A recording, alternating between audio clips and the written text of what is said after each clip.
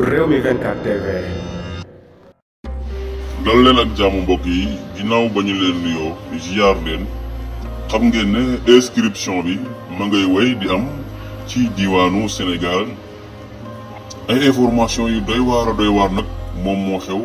fële ca Kaolack ginnaaw ba nga xamee ne bindu bi maanaam ñi ngi ko commencé le 6 avril bi maanaam 6 mai dafay fekk bindu boobu jeex na un mois képp lañ ci teg donte daanaka ëpp ci élection yi passé mais bii yoon état bi moom dañoo def ne un mois rek ngeen mën a bindu bu jeexee jeex na. ñun ne meeku ne Kaolack scandale bu ngande moom moo fa am ci ñuy féetee pouvoir bi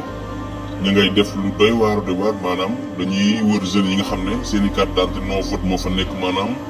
mënuñu voter ñu wër di récupérer seen ay carte d'identité bu ñu ko récupérer nag dañu lay proposer maanaam diir un mois rek dañuy téye boobee les carte d'identité bu ñu ko téye bu mois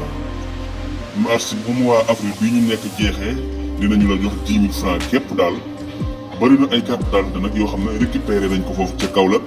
ngir bu mois avril bi jeexee ñu daal leen di jox 10 000 francs lañ ci jublu mooy ndaw yooyu bañ a bokk ci élection bañ a dem di wuti ay récépissé di volonté wu di bindu ji ngir ñu mën a wote ji présidentielle 2024 loolee la ñu nemmeeku fësal yooyu kàddu Cheikh Niass mi moom moo fësal yële kàddu foofa ci Kaolack di indi ay information yu clair que ne am na ñu ko def ñoo xam ne ay mbokkam lan yoo xam ne xam na leen dañoo ñëw proposé leen 10 000 francs récupérer seen ay carte d'identité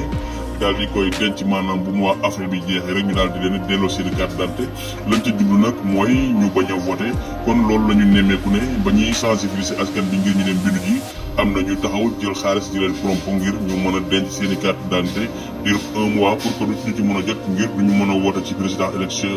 présidentielle yi ñu jëm en 2024 loolu la ñu nemmeeku ci diwaanu Sénégal kon mi ngoo ko Cheikh Niass moom moo fësal yële kàddu